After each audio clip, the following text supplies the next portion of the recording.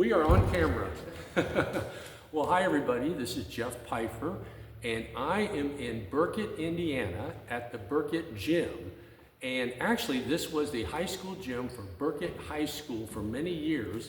It was built after World War I and was used through, as far as a high school basketball court, through 1955. And they were known as the Burket Hawks. And you know, anybody who knows me knows I love basketball, Indiana high school basketball. My favorite movie is the movie Hoosiers, and the whole Milan experience, how they beat Muncie Central back in 1954, 32-30, and Bobby Plump hit that jump shot at the side of the free throw line, and that's where that came from. And so we've had a great history of Indiana basketball for many, many years. But we also have a great heritage here in Kosciuszko County. And you know, you think about Kosciuszko County, we have 3 major high schools and a few private schools as well. We have Wawasee High School, we have Warsaw High School, we have Tippecanoe Valley High School, Pierceton Woods Academy, and I gotta do a shout out for Lakeland Christian Academy because that's where I played in the late 70s and the early 80s. But you know, before that, before we had all these big high schools, we had outlying towns, all the outlying towns of Kosciuszko County here in Kosciuszko County, Indiana, had their own schools and their own gymnasiums. And that's why I'm here at Burket Gym. So a little backstory. A few years ago, my sister Ginny and I were driving through Burket, and I'd heard about this gym. Now I know there's the Atwood Gym that if you go west on 30, it's still there, and it's an old gym, but now it's been turned into a church, which is really cool. But this gym almost looks exactly like it looked back when it was a high school. And so we stopped in, and one of the teachers here, good guy, Mr. Michael Lukens, was so kind to give a tour. But ever since then, I thought, wouldn't it be cool to get some of the guys who actually played here and played basketball, get them in the gym and interview them, and maybe just kind of do a panorama of the gym and what it looks like. Because back then, what would happen is you had the harvest, and a lot of these small schools, they couldn't have football teams, so basketball was everything. And so they would get the harvest done, and they would come in these small communities, and they'd come into these gyms, and where everybody was on top of each other. Like the players would go after a loose ball, and they'd go right into the stands. And it was just a neat time. And so what I would like to do is invite you to go with me to 1955, and we're going to look around the gym and then talk to the fellas about their experiences here at Burket High School, at Burket Hawks.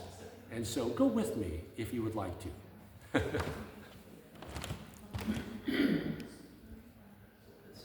So as you look at this gym, like right there, it says, go Burket Hawks. And then look at that, wooden backboards. Everything looks pretty much the same. The scoreboard here is now over at the Tippecanoe Valley High School, I believe.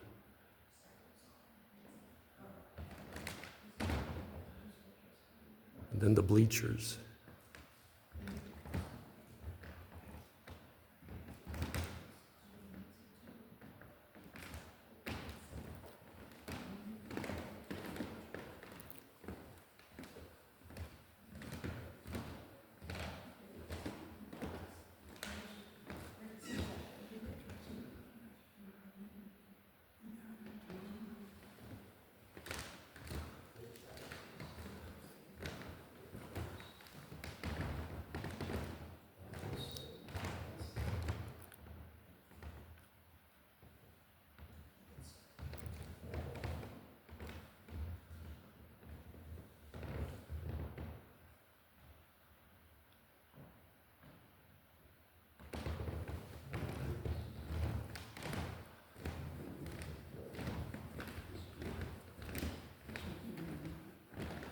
And we'll do some pictures later.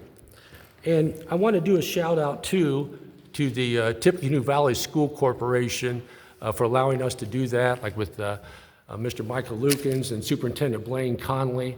And then also I want to say thank you to my friend Stephanie Bibler, who got me connected with these two gentlemen. The gentleman on the left is Mike Nelson, and that's Stephanie's uncle. His wife Karen is here as well. And the gentleman on the right is Bob Miller. And these two guys both played basketball here for Burket High School, the Burket Hawks, back in the 1950s. Guys, thanks for coming. This has been a dream of mine for years. When you walked in, what struck you? Do you have any memories or any, what was the first thing you thought of when you walked in? How did we play here? Sure. It was a pretty rough game. Yeah. There was no room. That's right. You just about had people's feet right on the out of bounds line. You didn't dare get out of bounds because you'd get tripped pretty quick. Yeah.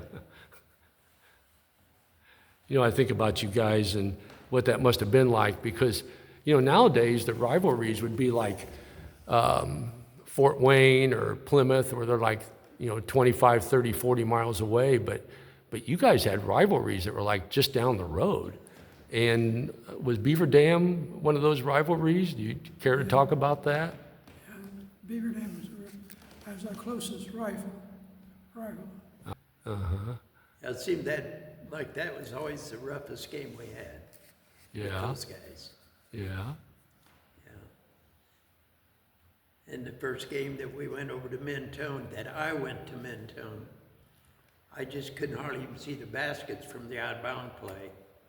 From the sideline, it was so much different, so much whiter than what. Oh, that's right. That's a full-size gym over there. Well, it was in the old gym. See, they had a gym okay. right west of the gym that's there now. Okay. But it was still half again as big as this, as far as the floor.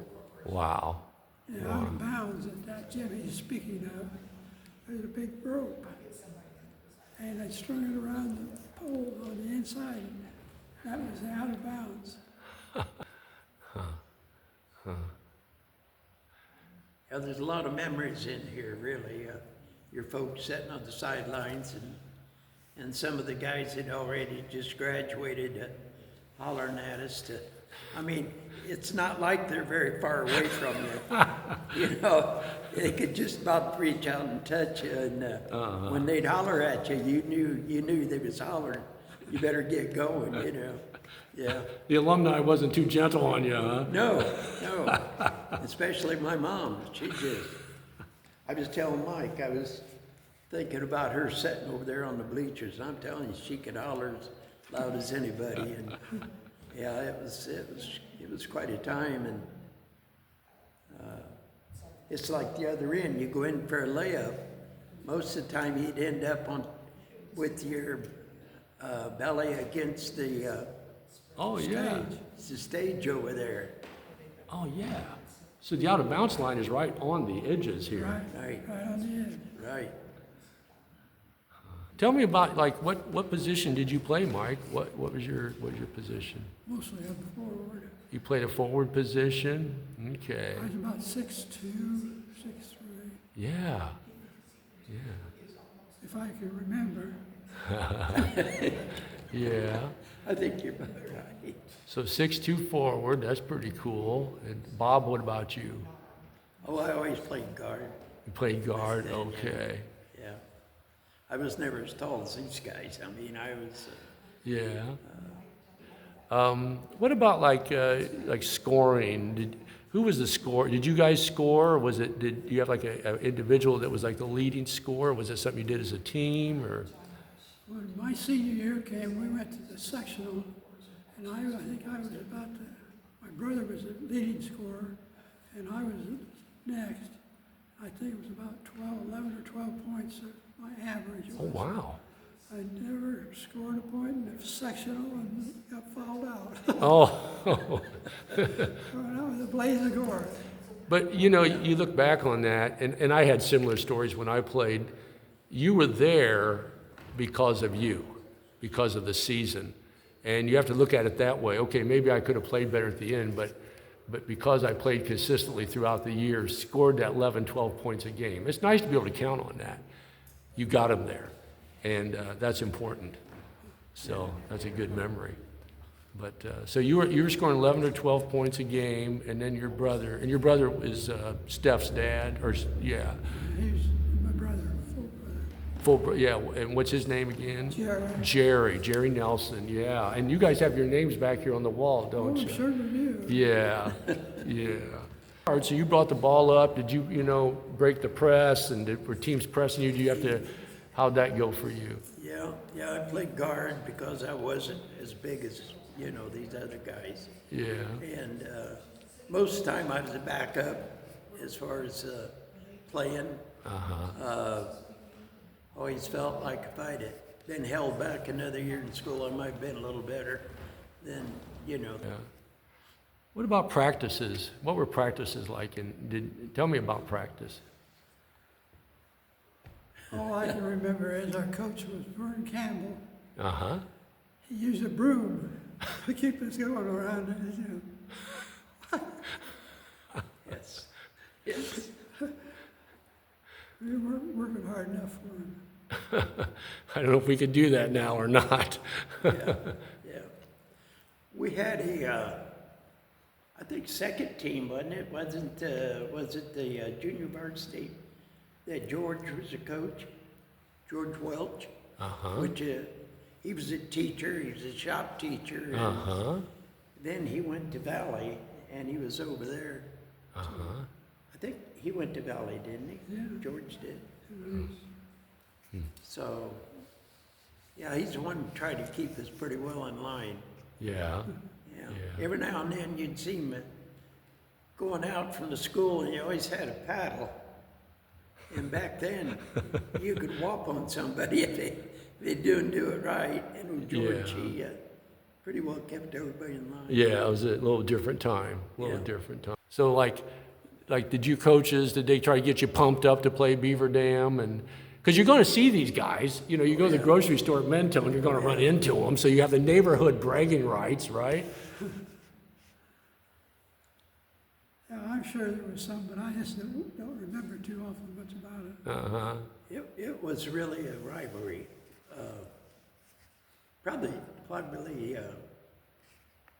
the most was put into it as far as wanting to beat them in any other school that we played. Sure. Well, sure. And it sort of was the same way when we went to Beaver Dam. All of a sudden, you're throwing two schools together, and it didn't take long though to gel. And sure. Sure.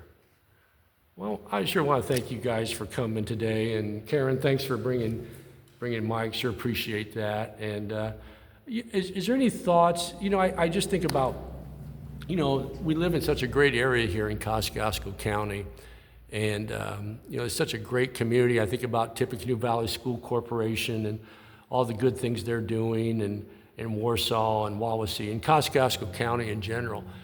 But I wonder, like back when you guys were in high school and playing basketball, do we miss a little more of the community aspect that you guys had?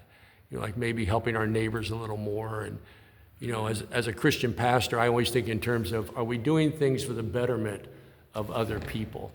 I wonder if we could look to you in that generation as an example to kind of encourage us to do better. What do you think about that? When Akron and Mentone merged together and put the schools and the basketball game together, people, he's from Beaver Dam, or he's from Akron. They held that for quite a while. You was over there and I was over here until they probably, I bet it was 4 or 5 years before they didn't recognize the kid from Beaver Dam or Akron. Okay. They went back to their original school. So that's a great example, Mike, because what they had to do was put aside differences and come together as a school corporation. And even though you could celebrate, you came from this school or that school. You came together for a common good and to build the community and build the school corporation. And I say it's been pretty successful. Well, guys, this has been amazing. I want to thank you for coming out and making this dream a reality. And so I'm going to try to get this on Facebook if I can, and it'll live in infamy for however long that is. And I'm going to send some pictures out also. This gym is just a wonderful thing, but having you here really makes it come alive.